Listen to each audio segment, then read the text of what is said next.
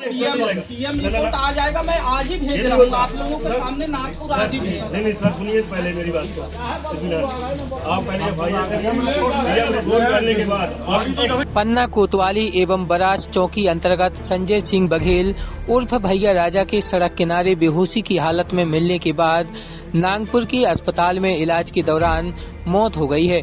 जैसे ही मृतक का शव गृह ग्राम बराज पहुंचा, हजारों की संख्या में लोग एकत्रित हो गए। बताया गया है कि भैया राजा मिलनसार व होनहार युवक था। उसका कभी किसी से विवाद नहीं था, लेकिन विगत 12 फरवरी को पहले उसे गांव के कुछ युवकों के द्वारा फोन पर धमकी दी गई। उसके बाद वह गायब हो गया।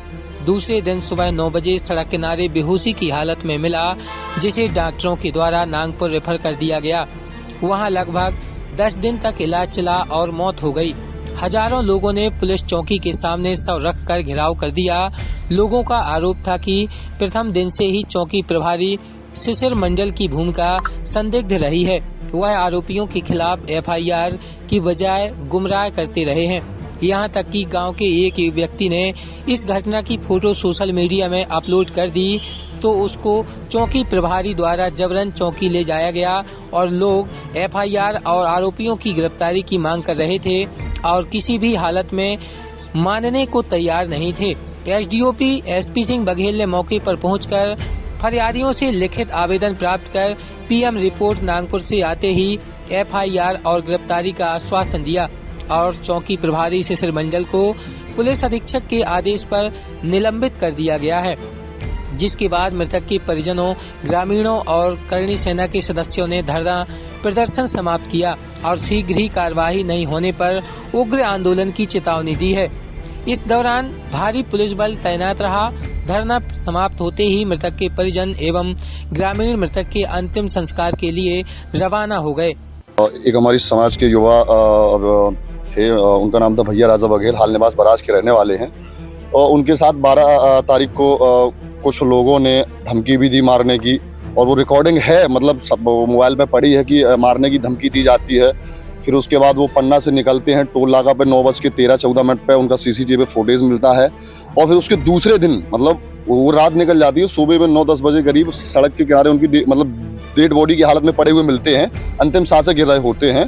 तो मतलब हम ये, और जो लड़का उनको धमकी दे रहा था यहीं का रहने वाला गोलू मिश्रा, बोल रहा था कि भैया राजा तुम्हें अंतिम चेतावनी है और वगैरह वगैरह बहुत सी बातें करी उसने, गोली मारने की भी बात करी और बहुत सी बात करी। तो आज उन्हीं की डेड बॉडी रखी है आपके सामने, और हम पुलिस प्रशासन से 12 दिन से लगातार ये मांग कर रहे हैं कि आप एफआईआर करो, उस व्यक्ति के नामजद रिपोर्ट करो जो व्यक्ति उनको धमकी दे रहा था। लेकिन पुलिस प्रशासन को एफआईआर करने में इतनी तकलीफ जा रही है, इतनी दिक्कत जा रही है कि कहीं ना कहीं पुलिस प्रशासन के उसके साथ व्यक्तिगत संबंध रहे हों। भाई अगर वो फोन पे धमकी दे सकता है तो मार भी तो सकता है ना, ये बात तो है कि मार सकता है, लेकिन पुलिस प्रशासन हमें एफआईआर देने के लिए तैयार नहीं है। और उसी को लेकर हम यहाँ बैठे हैं कि जब तक एफआईआर नहीं होगी हम यहाँ से नहीं हिलेंगे। दिन रात, कल परसों, 10 दिन, 15 दिन, जब तक हमें एफआईआर नहीं होगी हम यहाँ से नहीं हिलेंगे। अब मामला तो ये था कि भाई आजकल के युवा जो लड़के काम करते हैं, लोग उसको देखकर चिढ़ जाते हैं या उनकी कोई पैतृक दुश्मनी रही हो, इसकी जानकारी तो हमें नहीं है।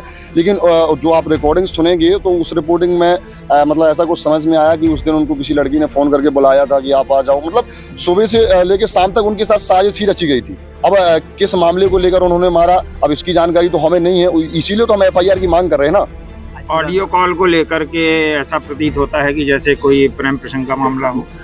हाँ, ऐसा कुछ हमें भी समझ में नहीं आया, और हो भी सकता है। भाई जो भी हो उसका पुलिस प्रशासन पर्दाफाश करे ना, एफआईआर करे। सामने वाला व्यक्ति अगर ठीक है, अगर प्रेम प्रसंग की बात भी है तो क्या किसी व्यक्ति को जान से मार देना ये उचित है?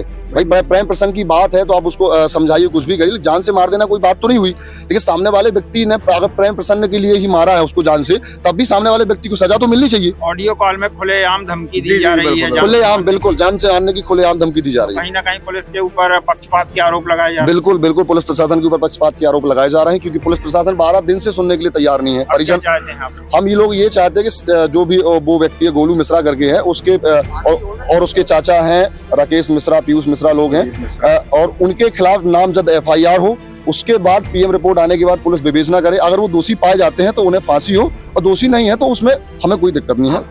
हमारा नाम दिग्विजय सिंह परमार।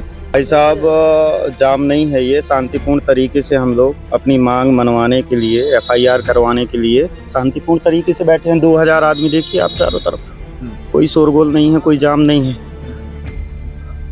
क्या हुआ है, क्या मामला है? 12 फरवरी को भैया राजा बघेल, जो कि यहाँ के सबसे होनहार लड़का, और आप पता कर लीजिए पूरे बराज गांव में एक व्यक्ति से विवाद हो भैया राजा बघेल नाम के लड़के का। इतना होनहार लड़का, धर्म कर्म के कार्यों में, सामाजिक कार्यों में सबसे आगे रहने वाला। तभी सर्व समाज, यहाँ पर जितनी जातियां होती हैं 3600 जातियों के लोग बैठे हुए हैं। 12 फरवरी से मंडल साहब कोई भी कार्रवाई नहीं की। मंडल साहब ने, यहाँ के जो चौकी प्रभारी हैं, 12 फरवरी से वो यही बोल रहे हैं रेगुलर कि हम कार्रवाई करेंगे, विवेचना करेंगे। 12 दिन हो गए हैं, 12 दिन में कोई भी कार्रवाई नहीं की, विवेचना नहीं की। और यदि लड़कों ने यहाँ पे आवेदन आके दिया तो उनको इस तरीके से मंडल साहब ने बताया हुआ है कि जैसे इन्होंने यहाँ पर एक्सीडेंट आंखों देखा हाल सुना रहे हैं। ये लड़कों से क्या बोल रहे हैं, 25 लड़के आवेदन देने आए थे तो बोल रहे थे पहले गाड़ी ऐसी गई, फिर गाड़ी ऐसी गिरी है, जैसे ये वहाँ पर आंखों देखा हाल वहाँ पर थे मंडल साहब। तो इनकी साजिश रही हो वहाँ, तो बता रहे थे इनकी साजिश रही हो, दिक्कत इन्होंने देखा हो। दिक्कत ये है भाई साहब कि उसमें रिकॉर्डिंग है 14 मिनट की। गोलू मिश्रा नाम के लड़के से इनकी बात हुई है 12 फरवरी को शाम के 8 बजे। ये वहां पर 9 बजकर कुछ मिनट से निकलते हैं, 9 बजकर 13 मिनट कुछ सेकंड पर इनका टोल नाकर पर इनकी फुटेज है कि ये वहां से निकले हैं। और इसके बाद में मंडल साहब का ये कहना था कि एक्सीडेंटल केस है, ये 9 बजे से डले हैं, सुबह 9 बजे मिले हैं। जबकि आप वहां पर जाइए और पूरे गांव ने 10 बार ढूंढा है, 500 आदमियों ने ढूंढा है, वो वहां नहीं मिले हैं। उसी जगह टार्च डाल के ढूंढा है। हम लोगों को उस रिकॉर्डिंग के आधार पर, हम लोग आज इसलिए बैठे हैं कि रिकॉर्डिंग के आधार पर आप नामजद एफआईआर करके हम लोगों को दे दें, हम लोग चले जाएंगे, संस्कार कर देंगे अपने भाई का। यदि एफआईआर नहीं देते हैं, हम बैठेंगे सर, यहीं बैठेंगे, भूखे प्यासे 10 दिन, 5 दिन, 15 दिन बैठना पड़ेगा, बैठेंगे हम लोग। एफआईआर चाहते हैं सर, नामजद एफआईआर चाहते हैं हम। आप एफआईआर दे दीजिए, उसके बाद में आप विवेचना कीजिए। विवेचना में यदि सामने वाला निर्दोष है, एक व्यक्ति के मुंह से शब्द नहीं निकलेगा कि उसको आप फांसी दो, मारो, कुछ भी करो। यदि वो दोषी है तो उसे एफआईआर नहीं हो रही? नहीं, एफआईआर नहीं हो रही ना सर। क्या कारण? मंडल साहब ये बोल रहे हैं इतने दिन से कि पहले पोस्टमार्टम रिपोर्ट, वो तो जब से बोल रहे हैं कि रिपोर्ट आ जाने दीजिए, विवेचना करेंगे, जब डेथ भी नहीं हुई थी लड़के की। अभी परसों नरसों एक पोस्ट डाली थी लड़कों ने, तो क्या नाम से मंडल साहब ने उठवा लिया था उस लड़के को। नॉर्मल पोस्ट डाली थी कि हमारे भाव को कोई सचिन ओमरे करके है, सुरेंद्र ओमरे करके लड़के को। तो ये तानाशाही है। एफआईआर की मांग को लेके रोहित मिश्रा, गोलू मिश्रा, राकेश मिश्रा जो शिक्षक हैं, और तीसरे कौन है, प्रदीप मिश्रा, कहाँ के रहने वाले? बराज के रहने वाले हैं। हाल निवास अभी उनका पन्ना भी है। रोहित मिश्रा जो है, राकेश मिश्रा वो पेशे से शिक्षक हैं, और वो बार बार रिकॉर्डिंग में अपने चाचा राकेश मिश्रा का नाम ले रहे हैं। पीयूष मिश्रा और गोलू मिश्रा हैं। आपका नाम? गोली मारी बहन था सुरजीत सिंह राजपूत, ठिकाना अमानगंज। क्षेत्र में कुछ घेराव का मामला है, कुछ लोग घेराव किए हैं, क्या है सब? ये 13/2/25 को जगत सिंह ने एक रिपोर्ट दर्ज कराई थी कि संजय सिंह का कहीं पता नहीं चल रहा है।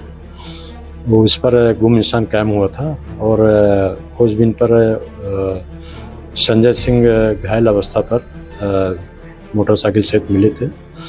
तो उनको घायल अवस्था में पहले पन्ना हॉस्पिटल, उसके बाद फिर पन्ना से उनको डिस्ट्रिक्ट हॉस्पिटल से रीवा के लिए रेफ़र किया गया था, और रीवा से फिर उनको नागपुर रेफ़र किया गया था। सिम्स हॉस्पिटल में उनका इलाज चल रहा था, और उनकी मृत्यु हो गई।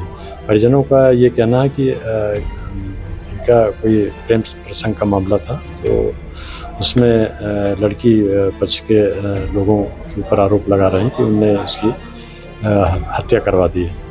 तो इसमें चूँकि पीएम नागपुर में हुआ है, और अभी दस्तावेज वहाँ से डायरी प्राप्त नहीं हुई है, और डायरी प्राप्त होगी और सभी